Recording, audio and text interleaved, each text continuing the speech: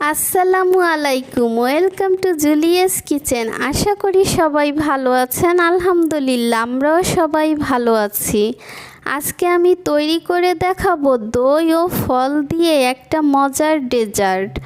অনেক সময় আমরা ফল খেতে খেতে আর ভালো লাগে না, তাই এই ধরনের একটা ডেজার্ট তৈরি করে আমরা খেতে পারি।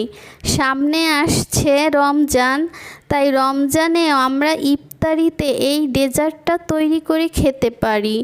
আশা করি আমার রেসিপিটা ভালো লাগবে। চলে যাচ্ছি প্রস্তুত প্রণালীতে। আমি এখানে পেঁপে নিয়েছি কলা, কমলা, আনার, আপেল, দুই কালারের আঙুর নিয়েছি, আরও নিয়েছি কিছু খেজুর, কেক,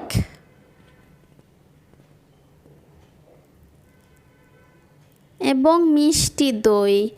আপনারা চাইলে মিষ্টি দইয়ের পরিবর্তে টক দই দিয়েও এই রেসিপিটা করতে পারেন, তখন চিনি যোগ করতে হবে। ফলগুলোকে ধুয়ে আমি কেটে নিয়েছি। দিয়ে দিচ্ছি পেঁপে, আঙুর। আমি এই শেপে কেটে নিয়েছি, আপনারা আপনাদের পছন্দ মতো কেটে নিতে পারেন। দিয়ে দিচ্ছি কলা,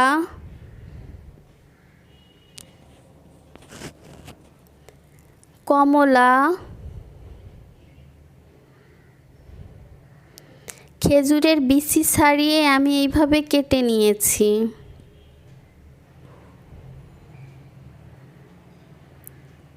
দিয়ে দিচ্ছি লাল আঙুর,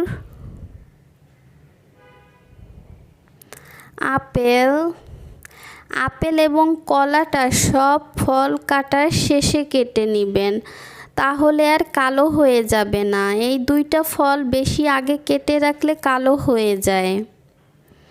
দিয়ে দিচ্ছি দধি। এখানে দধি এবং ফলের পরিমাণটা আপনাদের পছন্দ মতো, এটার কোনো পরিমাপ নাই।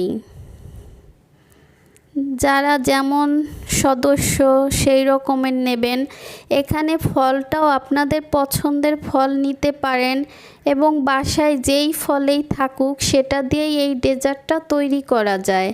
এখন আমি মিক্স করে নিচ্ছি, পরে আমি আনার এবং কেকটা দিয়ে দিব। আমার রেসিপিটা ভালো লাগলে আমার ভিডিওতে একটা লাইক দিবেন, এবং পরবর্তী রেসিপি দেখার জন্য প্লিজ আমার চ্যানেলটাকে সাবস্ক্রাইব করে আমার পাশে থাকবেন। দিয়ে দিচ্ছি আনার,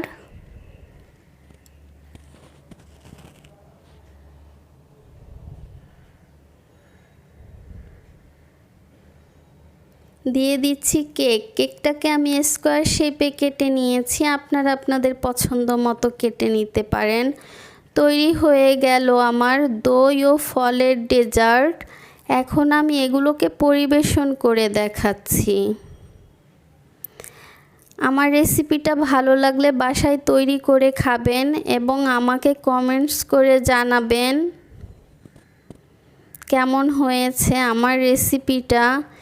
যে যেখানে থাকেন ভালো থাকেন, সুস্থ থাকেন, এবং আমার পরিবারের জন্য দোয়া করেন। আল্লাহ হাফেজ।